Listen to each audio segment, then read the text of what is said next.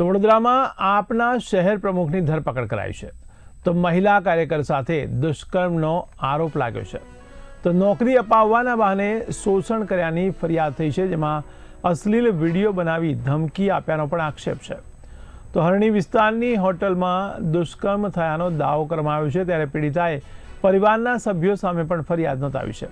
તો કપુરાઈ પોલીસે મુખ્ય આરોપીની ધરપકડ કરી વધુ તપાસ હાથ ધરી છે. એપાટ ગુના રજિસ્ટર નંબર 289/2026 નો બળાત્કાર માટેનું દુષ્પ્રેરણ, ધમકી, મદદગારી જેવી બીએનએસ એક્ટની વિવિધ કલમો હેઠળ આરોપી અશોકભાઈ ચંદ્રકાંતભાઈ ઓઝા તથા તેના પત્ની, પુત્ર અને પુત્રી વિરુદ્ધ ગુનો દાખલ કરવામાં આવેલ.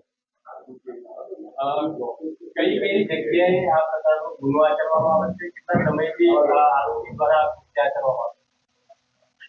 આ કામના ભોગ બનનારે જે ફરિયાદ આપી છે તે મુજબ આરોપીએ તેમના ઘરે બોલાવીને તથા વડોદરાની વિવિધ હોટલોમાં, જમ્મુ કાશ્મીર ખાતે, મુંબઈ ખાતે વગેરે વિવિધ સ્થળે આરોપી સાથે બળાત્કાર સંભોગ કરેલ.